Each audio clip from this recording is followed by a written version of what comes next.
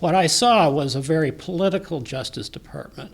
And because of that, following the traditions of law enforcement injustice were put aside so often. And that's the great fear I have going forward, what will happen now. I mean, because I think you'll have the same motivations driving it.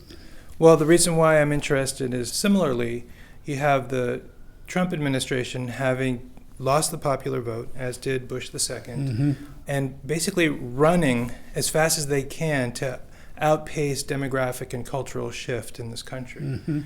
They race. They get across the drawbridge, they pull it up, and the future is, and the people are out there.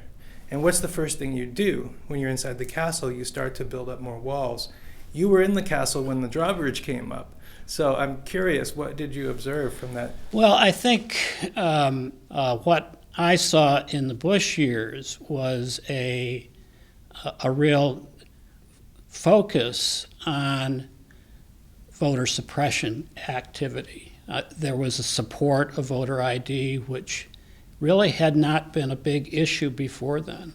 Right. And the first big voter ID law was in Georgia, and that became a tremendous issue when they submitted their voter ID law actually after I had left.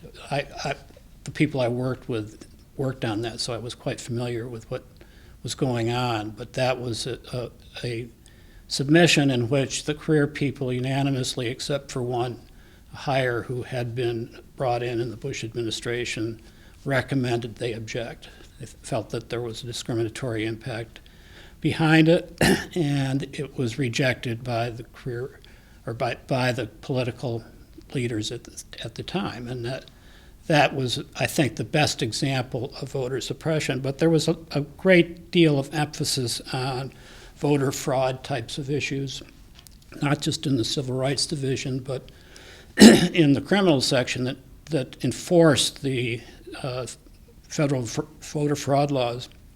And they actually made an effort in those years to increase voter fraud cases, and yet they had a lot of trouble working them up. And some U.S. attorneys were punished for not bringing more voter fraud cases, and actually were fired from their positions. For not doing what Jeff Sessions was doing right before he failed to be confirmed as a federal judge. Right. Isn't that crazy? It is crazy, yeah. Yeah, and there was a couple other things where you saw the shift. I mean, there had been, when I was there were several advocacy groups that visited us and urged us to bring cases against states whose social agencies had a duty to register voters. And the records show that there was very little activity in that, and there was a need for enforcement. And when we raised that with the political appointees, there was no response. And yet they wanted to, and after I left, did bring a number of cases requiring voter purges, which took people off the rolls. And our new Attorney General, Jeff Sessions.